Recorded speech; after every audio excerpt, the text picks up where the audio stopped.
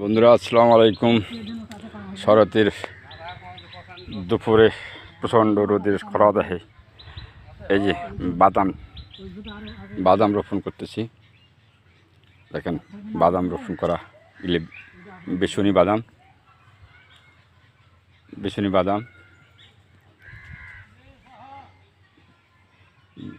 বাদাম একটা অর্থকরী ফসল।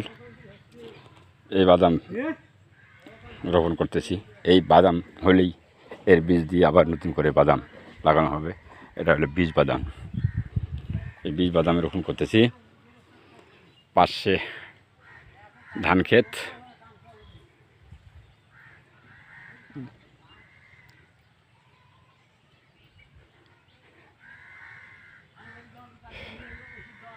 বাদামের অবস্থা খুব ভালো।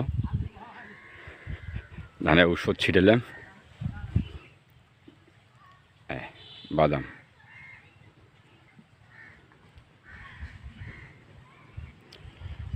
এসাক ভাই, বাদাম এটা কি বাদাম? বাড়ি বাদাম। এই বীজ, এই বাদাম হওয়ার পর বীজ হবে এই বাদাম নাকি? হ্যাঁ, এই বাদামে বীজ হবে। এখন বাদাম কত করে চলতেছে বাজারে? 5,000 না 4,500? বীজ বাদামের তো অনেক দাম নাকি?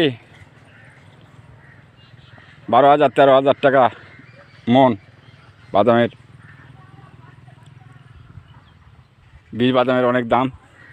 কৃষকের রোদের মধ্যেও কষ্ট করে বাদাম লাগাচ্ছে বীজের জন্য। মানুষ এবার অনেক বীজ বাদাম করতেছে, কারণ গত বছরে আলুর মানুষ দাম পায়নি, আলু পচে গেছে। কৃষকের কষ্ট। বাদাম আবাদ করলে বাদামের অনেক মূল্য, পরিশ্রম কম, খরচও কম। তাই কৃষক এবার বেসুনি বাদাম, বীজ বাদামেই বেশি রোপণ করতেছে। যাক, দোয়া করবেন কৃষকের জন্য।